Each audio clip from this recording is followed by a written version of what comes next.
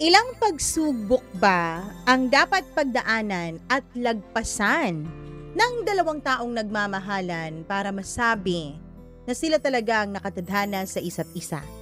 Na sila talaga ang endgame. Hello everyone! My name is Mama Mia and I'm back for another story para sa ating video na ito, and I know na medyo excited ka na. Medyo lang ba?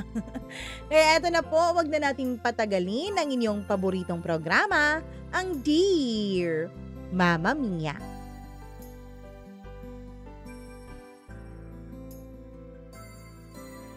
Sabi nila, masusukat daw ang pagmamahalan ng dalawang tao kung wala silang sinusukuang mga problema at hadlang. Pero, gaano nga ba kadaming problema? Gaano nga ba kadaming pagsubok ang kailangang pagdaanan bago mo sabihin sa sarili mong, siya na nga, o bago ka tuluyang sumuko at isiping, baka hindi talaga ito para sa atin. Dear Mama Mia, ako po si James, ordinaryong empleyado at certified na commuter. Araw-araw kong kaaway ang init, usok at siksikang parang walang katapusan. Pero nung araw na yun, hindi ko alam na may kakaibang mangyayari. 8:30 ng umaga, late na naman ako. Pero hindi na ako nagulat. Parang mas mabilis pa magbago ang mood ng panahon kesa sa pila ng jeep dito sa may amin. O isang upuan na lang, sakay na. Sigaw nung barker. Humabol ako at halos tumalon na papasok. At dun ko siya unang nakita. Nasa may dulo siya, sa may bandang kanan. May hawak na tote bag na may nakaburdang maliit na bulaklak. Bahagyang nakayuko habang may binabasa sa kanyang cellphone.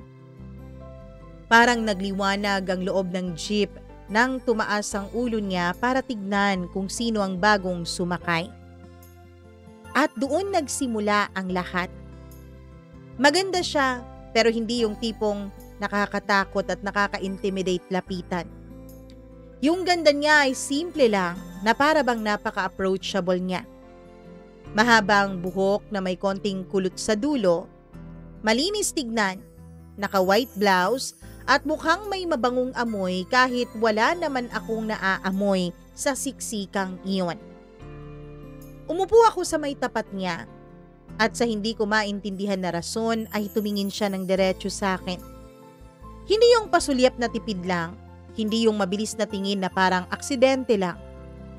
Diretso ang pagkakatingin niya sa akin, Mama Mia. Parang may tanong sa kanyang mga mata.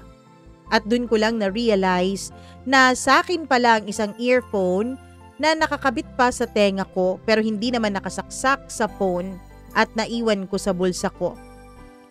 Napangiti siya nang mapansin niya yon at parang tanga akong napahawak sa tenga ko. Good morning. Bulong ko ng mahina pero alam kong narinig niya dahil sumagot din siya ng good morning. Ngumiti din siya sa akin at hindi ko alam kung dahil ba sa ngiti niyang yun o dahil late na ako. Kaya masyadong bumilis ang tibok yata ng puso ko. At doon nagsimula ang isang bagay na hindi ko inaasahang magbabago sa buhay ko. Tumakbo na ang jeep. Tumalon naman ang utak ko. Pinilit kong magmukhang composed pero parang may sariling buhay ang mga mata ko.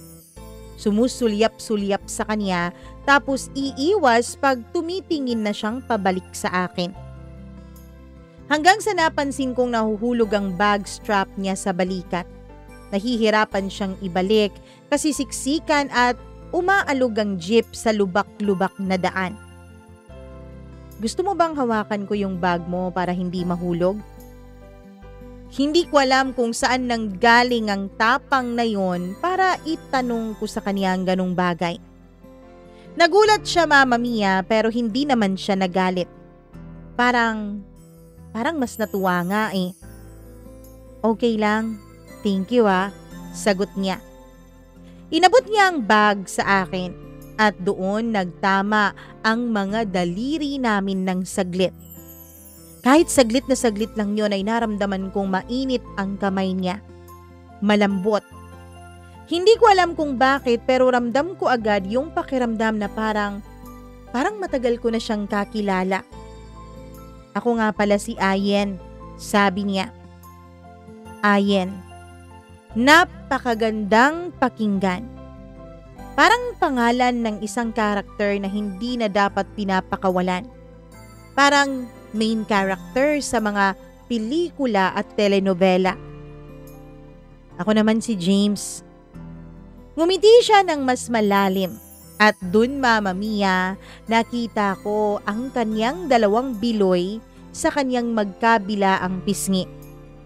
Hindi yung klase ng biloy na kahit nagsasalita ka ay nakikita mo, kundi yung biloy na lumalabas lamang kapag nakangiti ng todo ang isang tao. At doon nagsimula ang unang mahaba naming usapan sa loob ng jeep. Parang kami lang ang tao sa buong mundo nung mag-usap kami. Papunta ka ba sa trabaho? Tanong niya.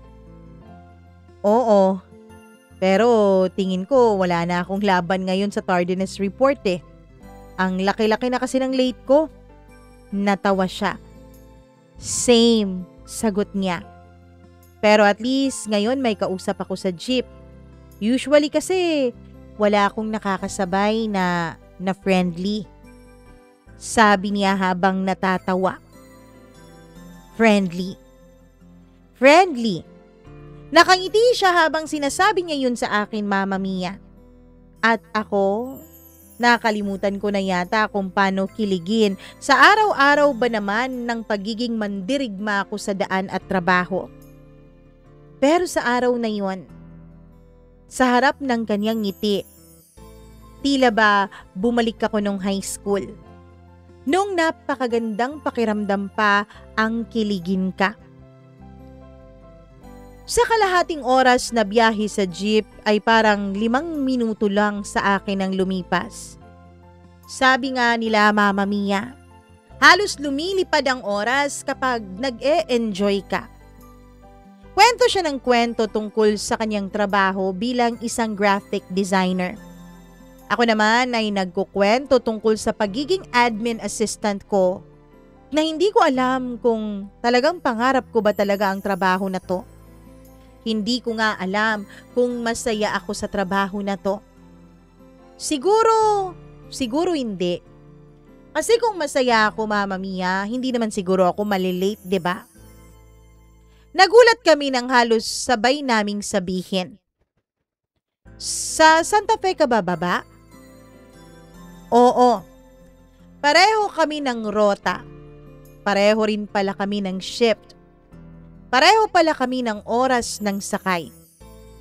Hindi ko alam, siguro Mama Mia, sadyang hindi lang talaga kami nagkakasabay o malayo kami sa upuan ng isa't isa kapag nagkakasabay kami. Kasi ngayon ko lang talaga siya nasilayan eh. At pareho rin kami ng kakulitan sa paghabol sa buhay araw-araw. Tapos may nangyari na tila ba nasa isang pelikula. Sobrang cinematic sa aking alaala ang lahat. Nabangga bigla ang jeep sa maliit na hump. Napatumba at natanggal ako sa kinauupuan ko. Kasi naman Mama Mia, halos hindi na po ako nauupo. Alam mo yung mga jeep na sasabihin pang, dalawa pa kahit punong-puno na. Ikaw naman, kasi late ka na, kahit alam mong hindi na makakaupo ng maayos yung puwet mo, pumasok ka pa rin. Yun ang nangyari sa akin. Kaya nung biglang huminto ang jeep, ay natanggal ako sa kinauupuan ko.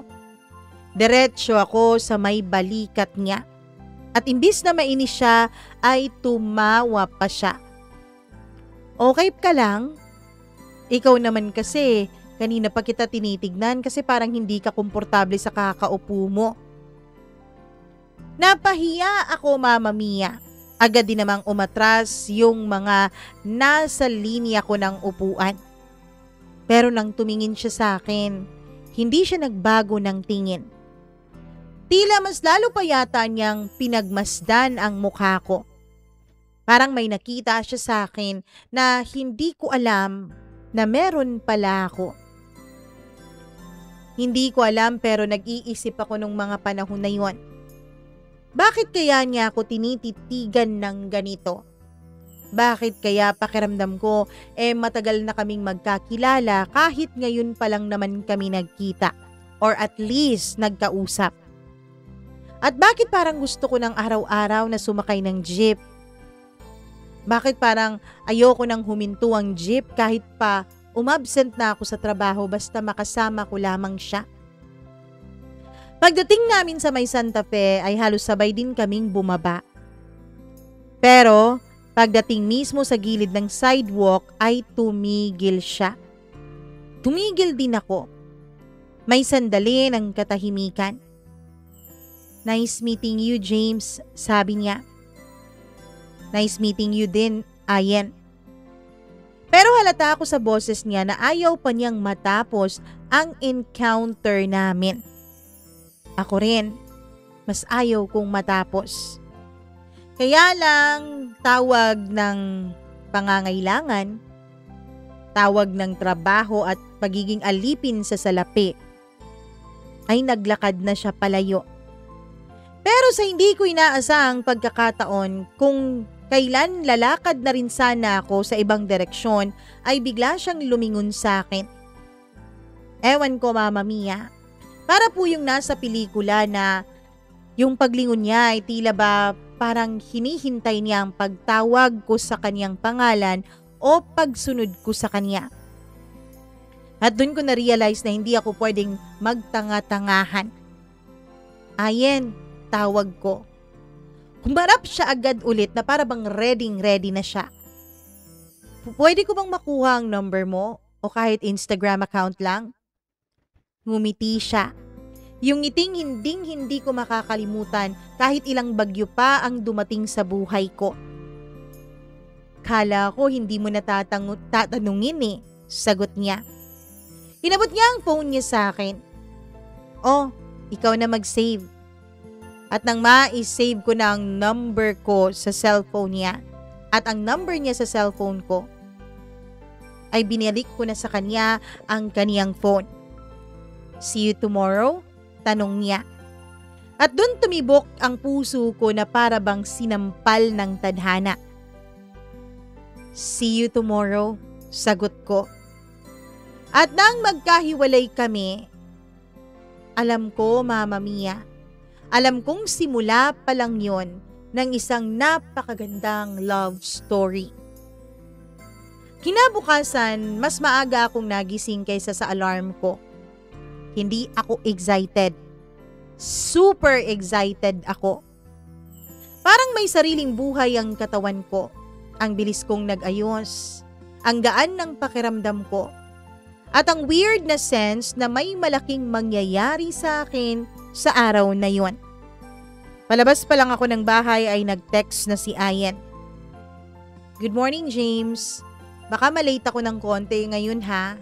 Huwag kang magtatampo." Napangiti naman ako ng malaki. Ako naman ang nag-reply ng mabilis sa kanyang text message sa akin. "Good morning. Hindi ako magtatampo. Pero dahil sinabi mong malilate ka, mas lalo akong sisipagin sumabay sa'yo." Nag-send pa siya ng emoji na tumatawa. At dun, Mama Mia, parang naging opisyal na. Meron na kaming inside joke sa isa't isa. Pagdating ko sa pilahan ng jeep, tumingin ako sa paligid. Wala pa siya. Napakainit pero parang hindi ko ramdam yung init ng panahon. Kahit hindi na ako nagsaing, kahit hindi ako nag-umagahan ay hindi ko ramdam ang gutom. Kahit na medyo late na akong natulog kagabi sa kaka-text namin, ay hindi ko rin naman ramdam ang antok. Isa lang ang ramdam ko. Ang anticipation ng paghihintay ko sa kanyang pagdating. At pagdating niya ay tila naging slow motion ang lahat sa paligid ko. Naka-light blue blouse siya. Mataas ang kanyang ponytail at hawak-hawak yung tote bag na ako mismo ang may hawak kahapon. "Inantay mo ako?" tanong niya habang nakangiti. "Hindi coincidence lang na sabay tayo. Araw-araw simula ngayon," sagot ko habang ngumingiti. Natawa siya, Mama Mia, at tila mas lalo pa yata akong nahulog sa tawa niyang yun. Malambing, hindi pilit at tila ba nakakawala ng pagod. Pagsakay namin sa jeep, sa may pinakadulong sulok ng kanan kami napunta. Mas maluwag ngayon, mas tahimik, at mas ramdam ko ang kaniyang presensya. Hindi ko alam kung sino ang naunang nag-initiate, pero pareho kaming humawak sa parehong hawakan sa taas at nagtama ulit ang mga daliri namin. "Uy, baka ma-inlove ka na sa akin yan sabi niya. Mukhang biro pero pakiramdam ko ay may halong pahiwatig. "Bakit? Bawal ba?" sagot kong diretsyo. Napatingin siya sa akin. Halatang nagulat pero hindi naman umiwas ng tingin. "Depende. Kung kaya mo akong mahalin kahit late tayo araw-araw," sabi niya. At natawa kaming pareho. At doon ko naramdaman, hindi ito simpleng commuting or commuter body lang. May spark talaga kaming dalawa. Sa sumunod na mga araw, halos automatic na. Pagdating sa pila ng jeep, mag-uusap kami, maghihintayan, sasabay sa isa't isa, uupong magkatabi. Naging routine na siya ng para bang hindi namin pinag-usapan pero pareho naming napagkasunduan. Isang routine na pareho naming hinahanap-hanap sa araw-araw. Minsan sabay kaming nalilate. Minsan ako lang tapos tatawanan niya ako dahil magli-late in pala siya ng araw na yon. Minsan naman siyang nalilate lalo na kapag wala pa ang boss ko. Tapos bibiruin ko na naman siya. Pero isang umaga ay biglang ang tahi-tahimik niya. Nakatingin lang siya sa bintana ng jeep habang bumabiyahe kami. Parang ang layo-layo ng kanyang iniisip. "Hey, okay ka lang?" tanong ko sa kanya. Hindi ko napigilang tanungin siya dahil kanina pa ako salita ng salita pero wala namang siyang nagiging sagot. James, may aaminin ako sa'yo." Pagkasabi niya nun, Mama Mia, ay nanlamig agad ang kamay ko. May boyfriend ka?" tanong kong diretsyo nang hindi ko napigilan. Umiling-iling siya. "Wala. Pero meron akong dapat ayusin sa buhay ko." Anong ibig mong sabihin?" Hindi siya agad nakapagsalita. Tumigil ang jeep sa may stoplight. Tumingin siya sa akin ng seryoso. "Hindi ako sigurado kung deserve kong pasukin ang kahit na ano ngayon. Lalo na etong ano?" tanong ko. "Eto, yung connection nating dalawa." Parang umikot noon ng sikmura ko, Mama Mia. Pero bago pa ako makasagot, ay dumating na ang punong pasahero at nagsiksikan na papasok. Hindi ko alam pero pakiramdam ko, parang may tinatakasan si Ayen. Kinabukasan, hindi ko siya nakita sa may pila. Nag-text ako. "Nasa pila ka na?" Walang reply, Mama Mia. Halos 30 minutes na akong nag-aantay doon. Kaya sumakay na akong mag-isa. Napakabigat ng paligid. Napakabigat ng panahon para sa akin. Hindi na yata ako sanay nang hindi ko siya kasabay. Pagdating ko sa babaan ko ay nag-text siya. Sorry, hindi na ako nakasabay. Had to go somewhere. Hindi niya sinabi sa akin kung saan yung somewhere. Hindi niya sinabi sa akin kung bakit kailangan niyang puntahan yung somewhere. At higit sa lahat, Mama Mia, hindi man lang siya nagsabi sa akin na namimiss niya ako.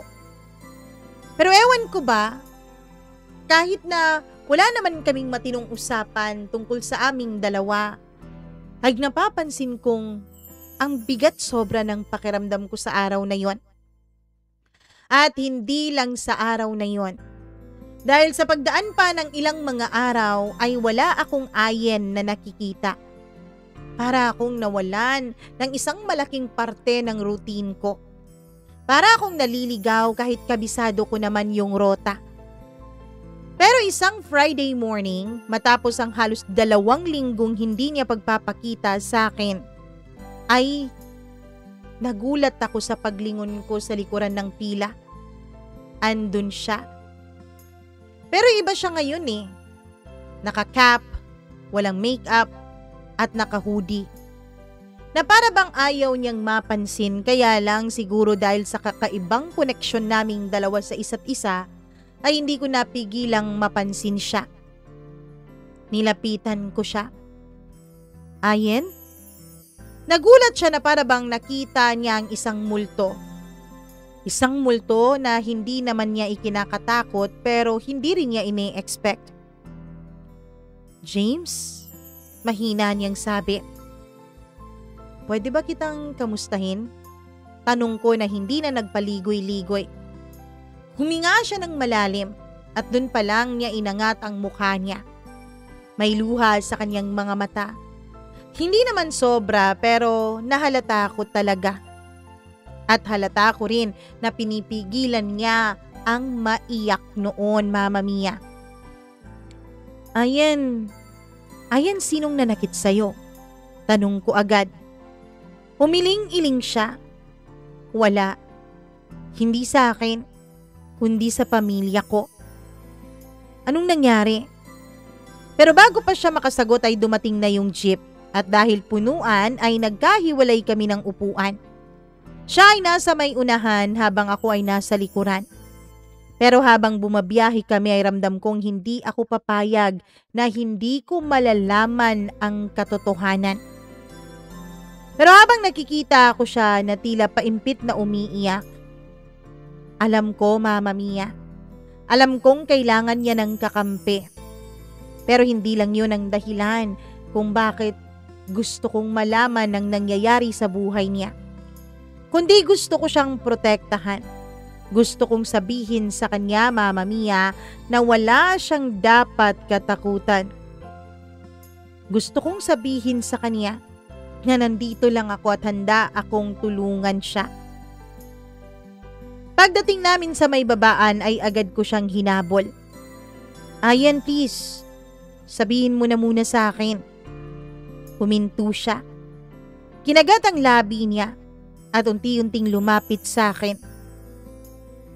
James, may sakit ang papa ko. Natigilan ako.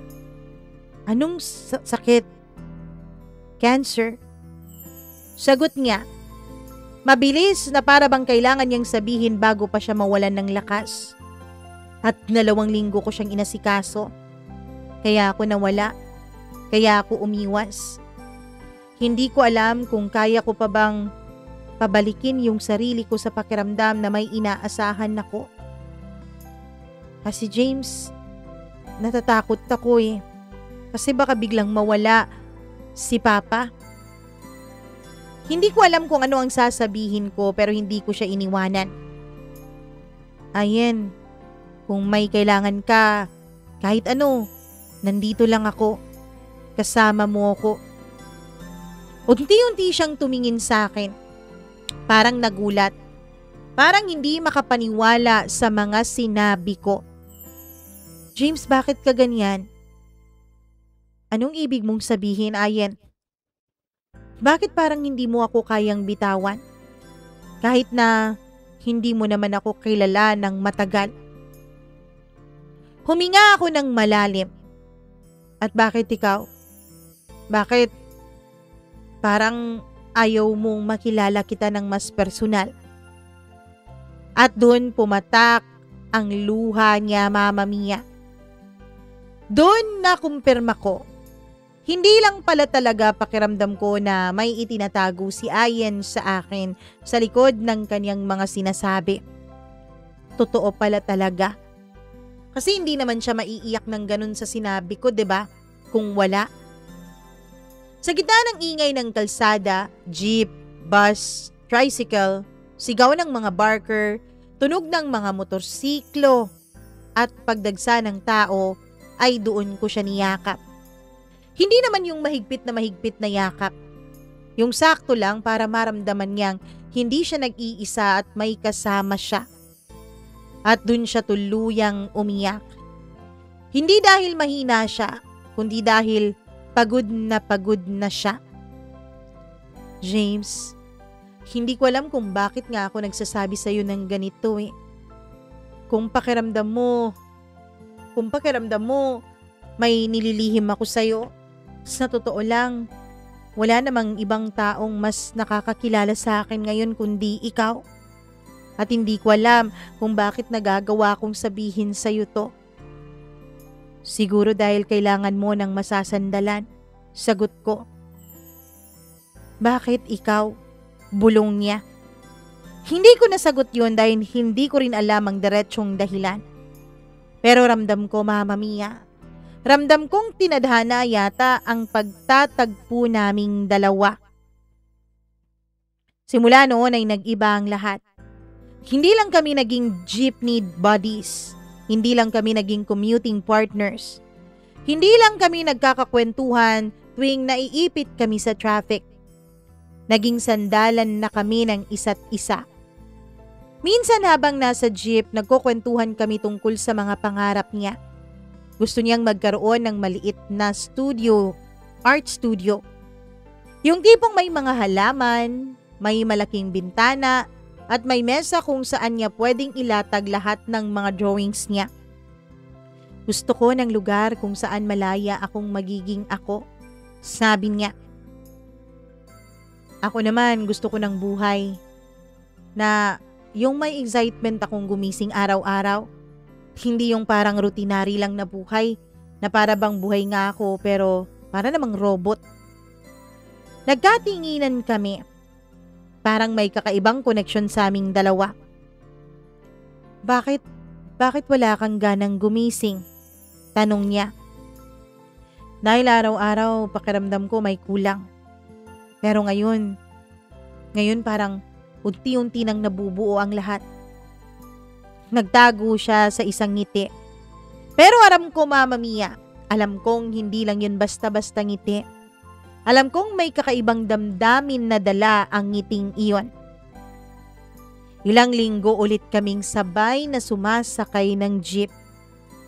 Lahat ng sakay namin, pakiramdam ko ay parang isang date. Lahat ng kwento ay parang sinulid na nagtatali sa amin sa isa't isa. Pero wala pang nagtatapat sa aming dalawa. Wala pang nagkukusa o naglalakas loob na magtanong, kung tayo na ba? Pwede ba kitang ligawan? O kung pwede bang maging akin ka na lang? Hindi dahil walang may gusto, pero dahil pareho kaming takot, Mama Mia. Siya, takot sa isang koneksyon dahil ayaw niyang mawala ng oras sa papa niya. Dahil baka mawala na ito at pagsisihan niya. Ako naman, Mama Mia, ay gusto ko ring respetuhin ang gusto niya. Ayoko ring ipilit dahil baka mawala pa siya bago pa kami magsisimulang dalawa. Pero isang araw, sa loob ng jeep ay nagulat ako. Kasi bigla siyang nagtanong James, may tanong ako. Tumingin ako sa kanya. Bakit parang ang bait-bait mo sa akin? Napatawa ako. Bakit naman hindi? Tanong ko. Hindi kasi ako sanay na may nag-aalaga sa akin. Kahit hindi ko hinihingi. Mama ko nga, iniwanan kami dati para sa ibang lalaki. Tapos, yung mga tsuhin at tiyahin ko, parang ayaw sa amin. Parang ayaw nila na nandun kami. Humawak ako sa bag niya. Tinulungan ko siyang ayusin ito sa kanyang kandungan. Hindi naman sa inaalagaan kita. Napatingin siya sa akin. Ginagawa ko to hindi dahil naaawa ako sa'yo. Gusto lang talaga kitang alagaan. Gusto lang talaga kitang unawain dahil alam kong yun naman ang kailangan ng bawat tao. Pagkasabi ko noon ay parang huminto ang jeep, ang traffic, ang ingay at ang buong mundo. Kumurap-kurap siya ng kaniyang mata ng mabilis. Nangingislap ang mga mata niya. Hindi ko alam kung dahil ba yon sa mga luha na nais niyang pigilang kumawala. Ano bang meron tayo, James? Sa wakas, Mama Mia, itinanong na rin niya ang isang bagay na walang ni isa sa aming dalawa ang gustong mag-address nung una. Hindi ko alam kung anong tawag nito, Ayen. Pero alam ko na ayokong mawala ka sa buhay ko. Kaya lang, alam ko rin na ang dami-dami mo pang iniisip ngayon. Na ang dami-dami mo pang gustong marating, lalo na para sa papa mo. Kaya ayoko munang maging istorbo sa'yo. Kaya andito lang muna ako sa tabi mo. Ipaparamdam ko sa'yo na hindi ka mag-iisa kailanman. Kahit walang kasiguraduhan itong pagsasama natin. Nabigla siya sa sinabi ko, Mama Mia, pero agad din naman siyang nakabawi. Hindi naman kita iiwanan, James. Bulong niya. Mama Mia, dun ko naramdaman. Kahit walang diretsahang label sa pagitan naming dalawa, ay alam ko, pareho kami ng damdamin para sa isa't isa. Parehong mahalaga sa amin ang bawat isa. Isang umaga, pagdating niya sa pila, ay may dala siyang isang maliit na paper cup. Para sa'yo, sabi niya. Kape. Mainit na kape. May drawing na maliliit na coffee bean sa gilid ng cup. Ang cute naman ito, sabi ko. Nagawa ko yan kagabi habang naaalala kita.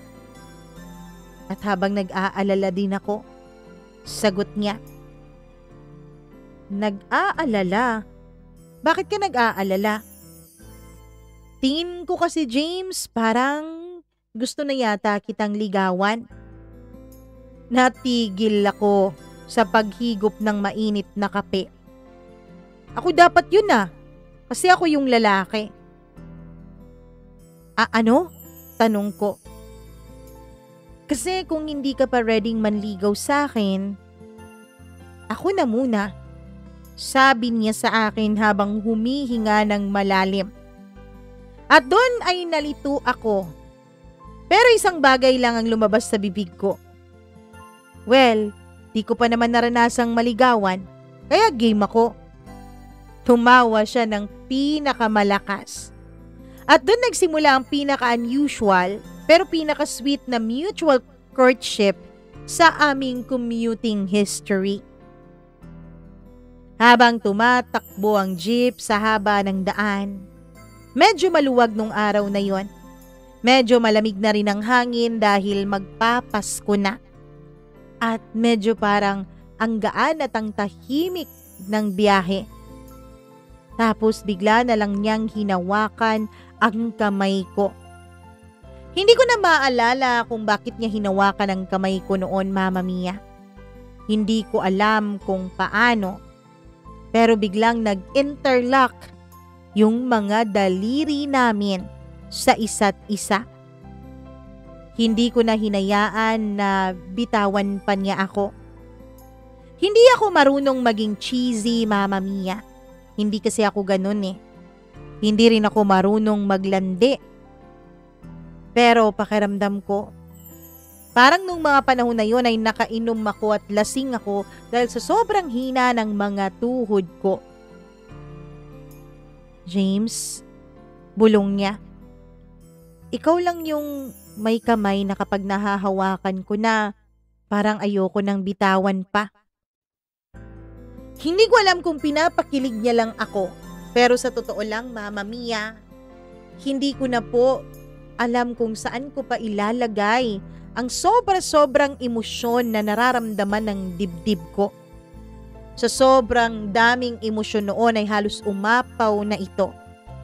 Pero isang sagot lang ang lumabas sa mga labi ko.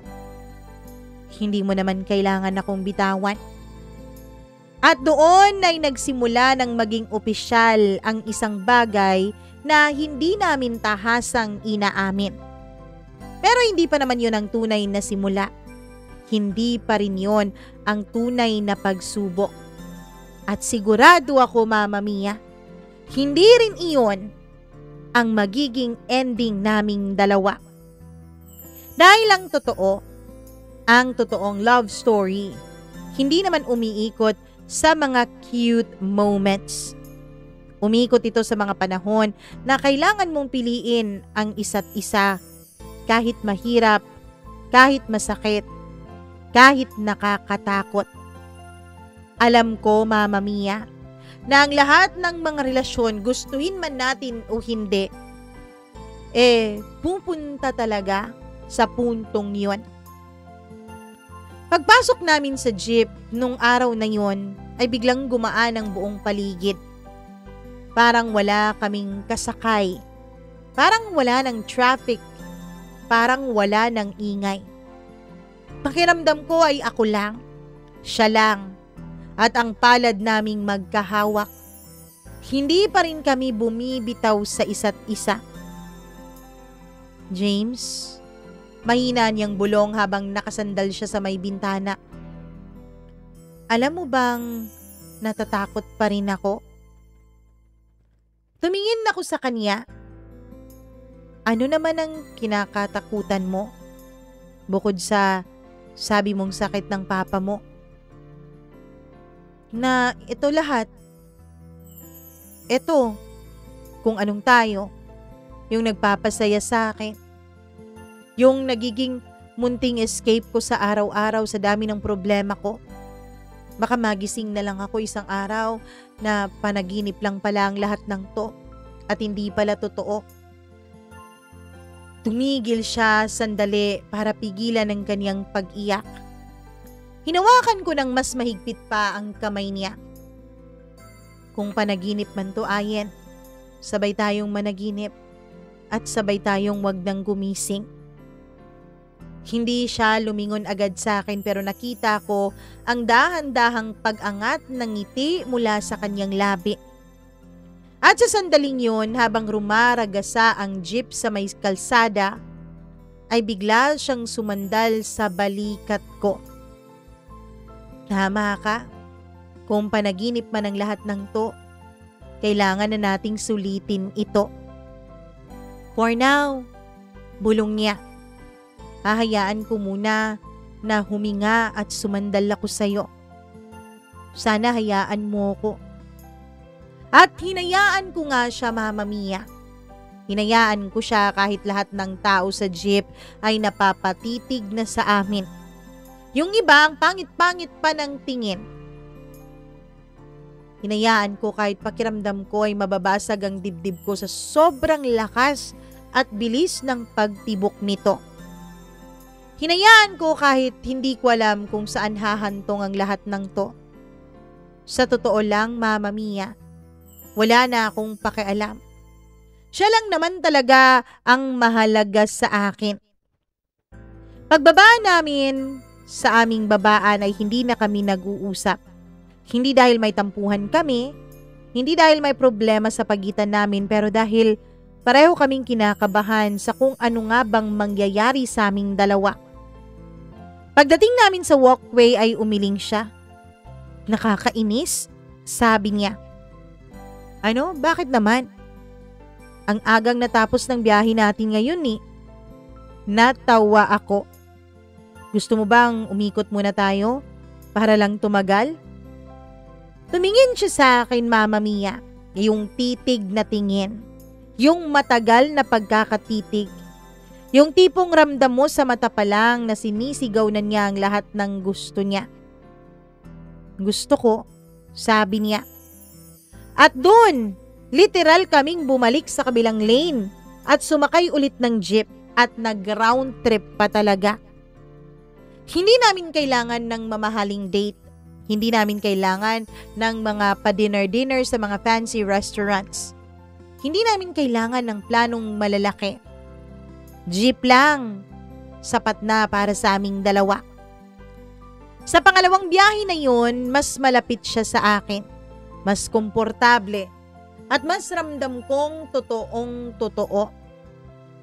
At nang bumangga ulit sa may lubak ay pareho kaming napaungol ng konti. Talaga bang bibigay ang puso ko sa lubak na to? Tanong niya. Hindi, sagot ko sabay upo nang mas malapit pa sa kanya. Hindi bibigay ang puso mo kasi sa akin mo yan ibibigay. Napangiti siya. Kinagat ang labi niya at nag-iwas pero ramdam kong nangingiti siya sa sobrang kilig, Mama Mia. Ako din naman, kinilig din sa sarili ko nung nasabi ko yon. Ilang linggo kaming ganun. Nagra-round trip kahit late na sa trabaho. Nagtatawanan. Hawak kamay kapag hindi pa masyadong siksikan. Lihim na nagtitinginan kapag puno ang jeep. At minsan, yung mga tipong hindi kailangan ng salita para maintindihan ay ginagawa na naming dalawa. Pero isang umaga, pagdating niya sa pila ng jeep, ay hindi ko nakita ang kanyang maaliwalas na ngiti. Anong nangyari? Tanong ko. James, may tanong ako sa'yo. Sige ba, go. Kahit ano pa yan, game ako. Kung sakaling tumigil siya sa pagsasalita tapos huminga muna ng malalim. May mangyayari sa papa ko. Maiintindihan mo ba kung bigla akong lalayo? Hindi dahil ayoko sa'yo kundi dahil alam kong masisira ako sa mga panahon na yon. At ayokong idamay ka sa pagkasira na yon. Mama Mia, pumalakpak ang tenga at puso ko pero hindi dahil sa tuwa, kundi sa takot. Kung lalayo ka, sagot ko, aalisin mo yung makakabigat sa'yo. Pero itatago mo naman yung sarili mo sa taong handa naman sanang dumamay sa'yo at handang sumalo sa'yo kahit ilang beses ka pang mahulog. Tumingin siya sa akin na para bang nasasaktan. Ayen, kapag mahirap na, alam ko dun mo ako mas lalong kailangan eh. Hindi naman ako hadlang, sabi ko. Nanlaki ang mga mata niya, na para bang hindi niya inaasahan ang linya ko. At halos mabasag ako nang bigla siyang lumapit at humawak sa kamay ko. James, pwede bang mag-request sa'yo? Pwede bang wag mo akong masyadong mahalin? Hindi ko kasi alam kung kaya ko bang suklian yan eh. All my life, wala kasi akong alam sa pagmamahal ng iba. Ayan, di naman kita minamahal dahil nag-aantay ako na suklian mo ang pagmamahal ko na yon. Minamahal kita kasi mahal kita. Walang ibang rason, yun lang yun. At doon ay napaluhang muli ang mga mata niya. Salamat. Hindi ko alam na meron palang isang tao na kayang magmahal sa akin ng ganito. Hindi ko alam na meron palang isang tao na handa akong saklolohan. Kahit na mabigat na ako, kahit na hindi na ako nakakatuwa, binipili mo pa rin akong intindihin. Ngumiti lang ako sa kanya. Pagkatapos ay kinabig ko siya at niyakap kahit nasa gitna kami ng pila. Pagkatapos noon ay ilang araw siyang hindi sumabay sa akin. Hindi na rin siya nagtitext ng madalas. Pero kapag nagme-message ako ay sumasagot naman siya.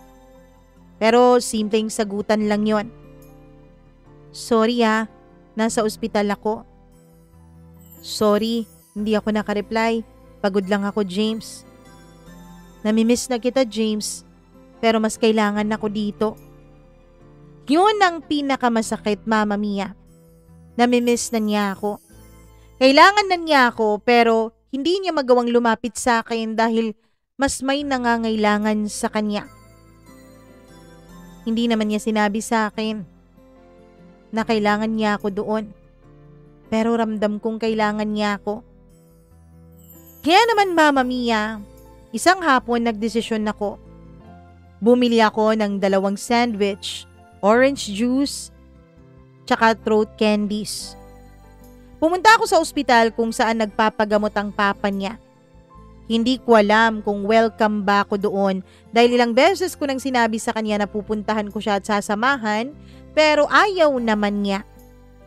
Kaya hindi ko alam kung dapat ba akong pumunta. Pero hindi ko na rin kayang hindi siya nakikita. Hindi ko na rin kaya na hindi siya dinadamayan, lalo ngayon alam kong nahihirapan siya sa kanyang sitwasyon. Pagdating ko sa hallway ng ospital ay nakita ko siyang nakaupo sa may bench. Naka-hoodie, nakayuko at hawak ang file ng sa tingin ko ay mga laboratory results. Ayen, tawag ko sa pangalan niya. Nagulat siya. Hindi niya inaasahan ang pagdating ko. Napaupo siya ng diretsyo. James? Bakit ka nandito? Napakamot ako. Hindi na kasi kita nakikita dun sa sakayan ng jeep eh. Tsaka namimiss kita. Tsaka alam kong kailangan mo ko. Hindi ko in-expect ang susunod niyang ginawa. Bigla siyang napatayo at niyakap ako. Hindi naman ito katulad ng mga yakapan na nangyayari sa amin dati. Ngayon ay mas mahigpit, mas mabigat, mas puno ng emosyon na tila ba sa yakap na yon ay nilalabas niya ang bigat na kanyang nararamdaman. Huwag mo akong James, hindi ko alam kung paano kita pasasalamatan. Hindi mo na ako kailangang pasalamatan. Huwag mo akong pasalamatan. Hayaan mo lang na nandito ako sa tabi mo. At sa hallway ng ospital habang may dumadaan na nurse, doktor at pasyente, doon niya isinandal ang ulo niya sa dibdib ko. At doon, Mama Mia, pakiramdam ko ay tama talaga ang ginawa ko. Kinabukasan, hindi ko siya nakasabay. Hindi na rin siya nag-text buong araw. Pagsapit ng gabi ay dumating ang isang mensaheng ayokong mabasa. James, si Papa, wala na siya. Parang may sumaksak sa dibdib ko. Hindi ko alam kung anong gagawin ko. Hindi ko alam kung anong sasabihin ko. Pero isang bagay lang ang naitype ko sa kanya. Nasaan ka? At dun tumawag siya. Hindi text, hindi chat, kundi tawag. At sa kabilang linya ay umiiyak siya nang hindi makapagpigil. James, hindi ko alam ang gagawin ko. Wala na si Papa. Hindi ko siya pinutol, hindi ko siya sinita sa kanyang mga sinasabi. Hindi ko rin siya sinabihan na be strong. Hinayaan ko lang siyang umiyak ng umiyak. Hinayaan ko siyang maramdaman ng lahat. Hinayaan ko siyang maging totoo sa kanyang damdamin. At bago niya ibinaba ang tawag ay mahina siyang nagsabi, "Pwede mo ba akong puntahan?" Hindi na niya kailangan pang ulitin ang tanong na yon. Papunta na ako. Hindi ko alam kung paano ako nakarating sa pintuan ng apartment ko, Mama Mia. Hindi ko alam kung paano kami napunta dun sa apartment ko. Habang inaasikaso kasi sa ospital at sa morgue, ang patay na katawan ng papa niya ay iyak ng iyak noon si Ayen. Sobra ang kanyang naging pag-iyak na hindi ko na alam kung paano siya pipigilan. Niyakap ko siya. Niyakap ko siya ng mahigpit na mahigpit. Sabi ko kailangan niya ng magpahinga. Hindi, ayoko. Dito lang ako. Ayen, inaasikaso pa naman ng papa mo. Malapit lang dito ang apartment ko. Gulat na gulat siya. Ano? May apartment ka dito? Akala ko ba? Oo, may apartment ako dito. Yung inuuwian ko doon kung saan tayo nagkakasabay sa jeep, kapatid ko yun. Kung may apartment ka pala dito, bakit kailangan mong pumunta doon? Kasi katulad mo, may sakit din ang kapatid ko.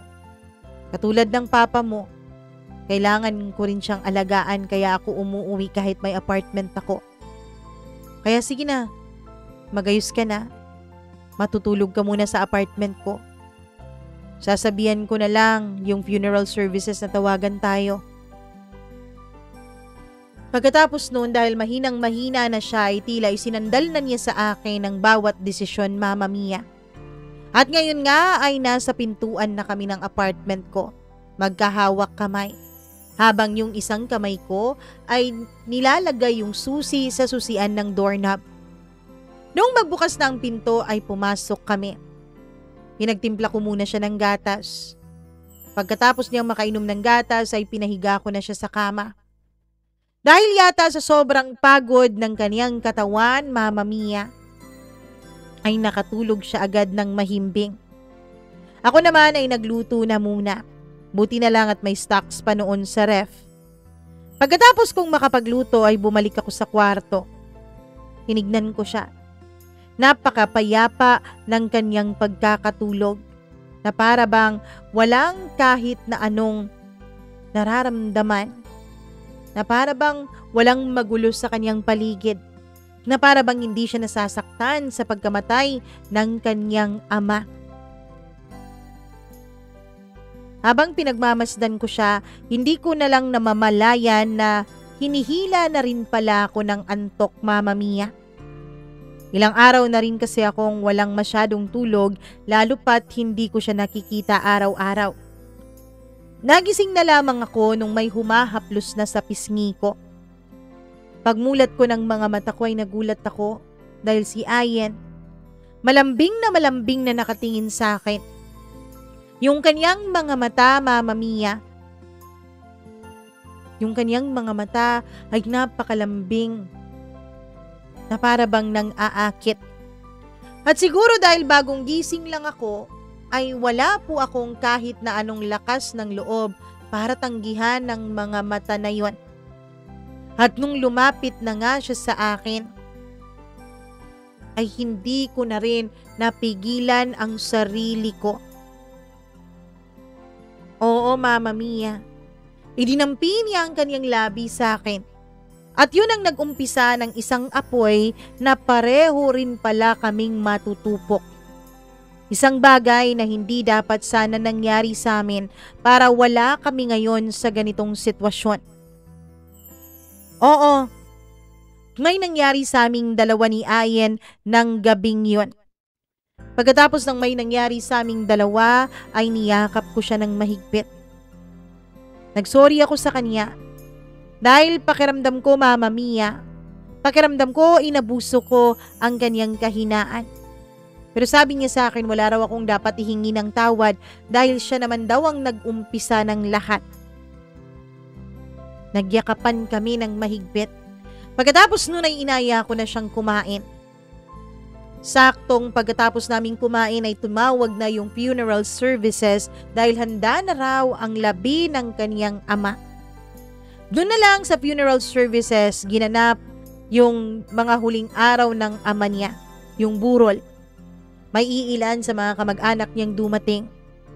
Pero hindi talaga dumating ang nanay niya. Yun sana ang inantay niya, Mama Mia. Alam niya na may mga kamag-anak pa rin siya na may kontak sa nanay niya. Hanggang sa may isang kamag-anak na dumating sa huling gabi ng burol. Ayen, sino to? Tanong niya nung makita ako. Boyfriend ko, tito. Sabi naman ni Ayen. Bakit parang pamilyar ka sa akin, iho? Po? Hindi ko po alam. Ngayon lang po kita nakita eh. Buong gabi akong naguguluhan noon hanggang sa matapos ngang mailibing ang papa ni Ayen. Nung nailibing na siya, Mama Mia, ay minungkahi ko kay Ayen na dun na lang sa apartment ko tumira. Sakto naman noon na nakabalik na rin ang asawa ng kapatid ko mula sa abroad, kaya eto na ang nag-aalaga sa kanya. In short, Mama Mia, nagli-live-in na kaming dalawa ni Ayen. Lumipas pa ang ilang mga buwan. Dahil sigurado na ako kay Ayen ay inaya ko na siyang pakasal. Ano? Pakakasalan mo na ako? Hindi mo pa nga nakikilala. Hindi ko pa nga nakikilala ang pamilya mo eh. Doon ko na-realize. Oo nga pala. Kapatid ko nga lang pala ang nakilala ni Ayen. Hindi pa nga niya nakilala ang aking mga magulang. Kaya naman, Mama Mia, dinala ko si Ayen sa amin sa probinsya. Sakto naman na magpipiesta na noon. Bisperas ng piyesta nung sabay-sabay kaming apat. Ako, si Ayen, kapatid ko at ang asawa niya. Sabay-sabay kaming pumunta ng probinsya. Pagdating namin sa probinsya ay masaya pa kaming sinalubong ng tatay ko. Pero ang hindi ko alam, Mama Mia, pagpasok pala namin sa bahay, dun maglalaman ang napakatinding twist ng kwentong ito. Oo, twist. At kung may nag-iisip sa'yo or sa inyo dyan na nakikinig ngayon na may kinalaman ng twist na to sa mama ko, ay tama po kayo. Nung papasok na kami ni Ayen sa bahay, nagulat ako dahil bigla siyang nanigas sa may pintuan. Nakaharap na kasi sa amin ang mama ko. Nanigas si Ayen. Pati rin ang mama ko ay nanigas din. Sino to? Tanong ng mama ko. Ma, si Ayen. Fiancé ko po. Mama? Tawag ni Ayen sa mama ko. Hindi ko maintindihan noon ang mga nangyayari, Mama Mia. Para pong umikot ang buong mundo ko. Anong mama? Mama mo ang mama ko? Nagkagulatan kaming lahat. Nagkagulo. Hindi ko na maintindihan ang mga nangyayari sa paligid ko. Ang paulit-ulit na alingaw-ngaw sa tenga ko, Mama Mia. Yung sinabing, ang mama mo ay mama ko. Doon halos napasigaw kaming dalawa ni Ayen. Agad na inilak ng papa ko ang pintuan. Pinaupo kami at pinahinahon. Mama Mia, habang nakatulala ako, ay nag-e-explain ng mama ni Ayen. Una pala niya kaming pamilya. At ang ama ni Ayen, ayun ang naging pangalawang pamilya ng mama ko. Oo, Mama Mia, nagkaroon ng kabit ang mama ko at yun ay ang mama ni Ayen. Pero pagkalipas ng ilang mga taon, habang nagkakasama silang tatlo ay dun na-realize ng mama ko na ang papa ko pa rin pala ang mahal niya, lalo pa nung naghihirap ng pamilya nila. Kaya bumalik ito sa amin at iniwan sina Ayen. Kaya ang alam na kwento ni Ayen, ang mama niya ay sumama sa ibang lalaki. Hindi ko alam kung paano tatanggapin yon. Naisip ko ang ilang ulit naming pagniniig ni Ayen. Pero Mama Mia, sa totoo lang, imbis na mandiri ako, ay wala akong naramdaman na ganon. Dahil pakiramdam ko ay tunay kong minamahal si Ayen. Kailangan niyong maghiwalay mga anak. Hindi maganda at bawal sa mata ng Diyos yang maging magkarelasyon kayo.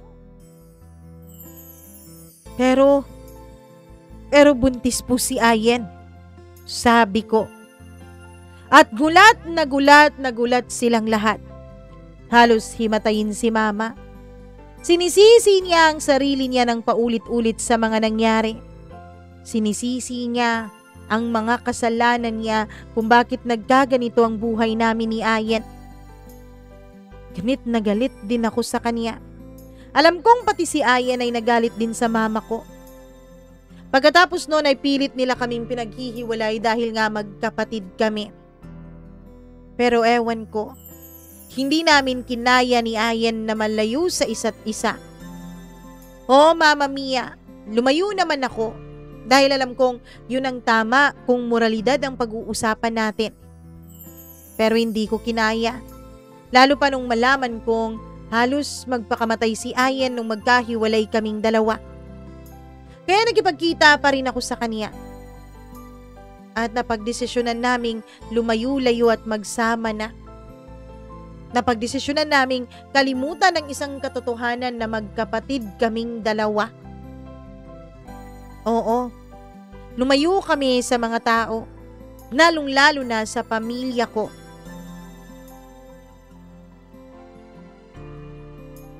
Nang dumating kami sa lugar na bago naming pinuntahan, hindi namin inamin na kami ay magkapatid.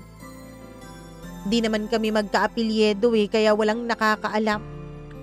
Dito sa lugar kung saan kami naririto ngayon, dito ay parang normal lang kaming mag-asawa. Hindi pa kami nagpapakasal ni Ayen, Mama Mia. Pero nagsasama din kami bilang mag-asawa. At ngayon ay may anak kami. Kaya po ako napasulat dahil po kakadiagnose lamang ng anak ko. Hindi po normal ang anak ko, Mama Mia. Bukod sa mental disability, ay may sakit din siya sa puso. Meron po akong narinig na kwento dito sa inyong programa. Magpinsan ata yun sila, Mama Mia. Tapos nagkaroon sila ng anak na may diferensya. At naisip kong baka ganito din ang kwento namin. Lalo pat habang binabasa ko sa Google kung ano ang dahilan ng pagkakaroon namin ng anak na ganito. Yun ay ang mga mali daw sa DNA namin. Hindi daw pwedeng magsama ang dalawang halos magkaparehong DNA. Mama Mia, kung ang kasalanan ng mama ko ang naging dahilan ng komplikasyon ng buhay namin ni Ayen, ngayon naman ay kasalanan namin ni Ayen ang nagiging dahilan kung bakit habang buhay na hindi mananatili o hindi magiging normal ang aking anak. Dahil nga sa diferensya ng anak namin ay nagdesisyon kami ni Ayen na wag nang mag-anak. Ngayon, labis-labis na pagkokontrol ang ginagawa namin para wag na kaming makabuo ulit. Mama Mia, alam ko po huhusgahan ninyo kami. Pero tunay na pagmamahalan ang nararamdaman namin ni Ayen sa isa't isa. At hindi ko alam kung hanggang saan ba namin kakayanin ang mga pagsubok. Lalo pat sa sarili ko, Mama Mia, sinusundot-sundot ako ngayon ng konsensya ko. Dahil ang babaeng kasama ko ay sarili kong kapatid. Hanggang dito na lamang po, Mama Mia, at maraming salamat. Naguguluhan, James.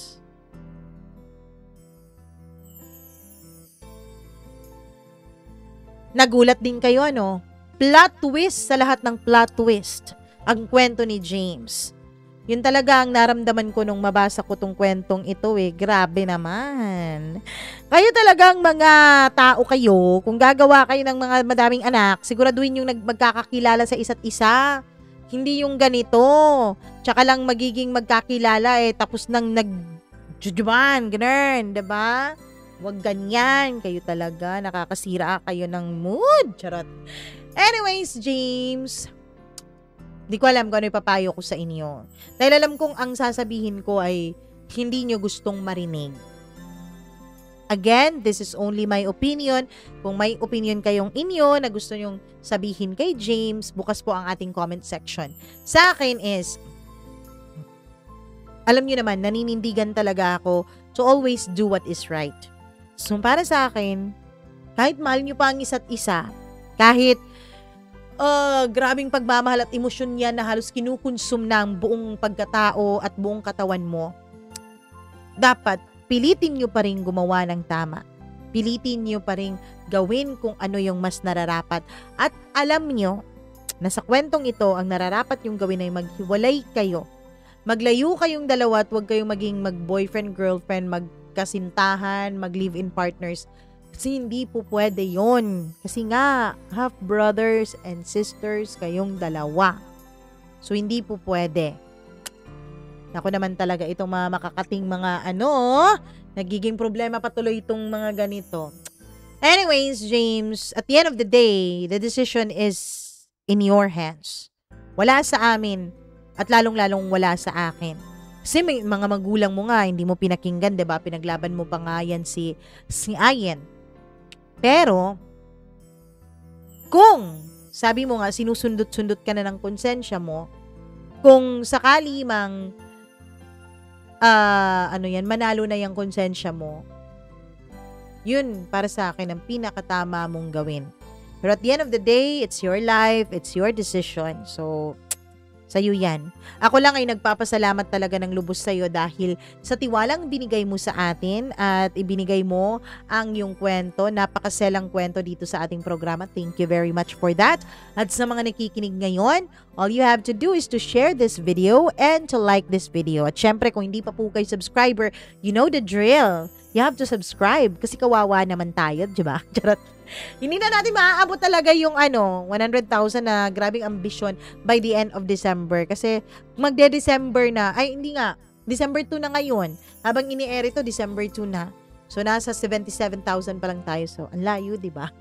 So, anyways, maraming salamat pa rin. Sa mga hindi pa po natin subscribers, please do subscribe to this channel and click the notification bell para lagi po kayong na-update kapag meron po tayong bagong upload o kwentong inilalabas. And hello, bago tayo sa ating mag-goodbye dyan. Hello muna ako sa atin pong mga suki, sa ating mga members. Nako, bukod sa pagpapasubscribe or bukod sa araw-araw na panonood ay nagpa-member pa talaga. Maraming salamat. Meron tayong bagong member. Ay, wala pala. Hindi pala bago to. Oh. Hello kay Benson Bicer. Ayun. 3958. Siya ata yun si Skybench. Hello sa iyo, maraming salamat. Smackdax, maraming thank you. Siya ata si MG Minisound. Tama po ba itong mga naaalala ko? Ay din kay Colin Bueno, Dayan Martinez, Evelyn Kawit, Maria Elena Abe. Hello din kay Maureen Tugab, Gimaras Girl, Easy Gale, Mila Raduban, at Freaky. Maraming salamat sa inyong lahat dahil nagmamahal kayo lagi dito sa channel natin. At hindi lang sila ang nagmamahal sa atin. Meron din tayong mga subscriber na araw-araw na nakikinig sa atin. Hi kay Rose Eunice, kay Queen Yara, kay Marie Gold or Marge Gold. Maraming salamat. Evelyn or LV Lapot. Hello din kay Gladys Bakbak. Maraming salamat. Gimaras Girl, Marlene Vargas. Kay Rosana Gonzalez. Hello po. Hi din kay sino pa to? Ailey Shokom. Grabe naman tong si Ailey Shokom. Parang sabi niya, mawawala daw talaga ang pagmamahal kahit pinatawad mo na yung panloloko sa iyo. Oo, parang siya, unti-unti siyang napo-fall out of love kahit na nagsistay pa rin siya for the sake of the kids. Hi kay Jennifer Lingaza, kay Aileen, kay Aksa Heliana, kay Willie Boy Vargas, kay Merlina Humawan, maraming salamat. Mary Garbo, Julieta Estrolobio, and RD Edria. Sa lahat po ng nanonood sa atin ngayon, maraming thank you. I love you all so much. See you po again sa next nating video. Kung may sarili kang kwento na nais mo ring i-share dito sa atin, bukas po ang ating email address na tumanggap ng mga kwento ninyo. Ayan po, mamamiacdo0317@gmail.com. My name is Mama Mia. Paulit-ulit. Paalam po sa inyong lahat. Mwah, mwah, mwah. I love you. Ingat po kayo.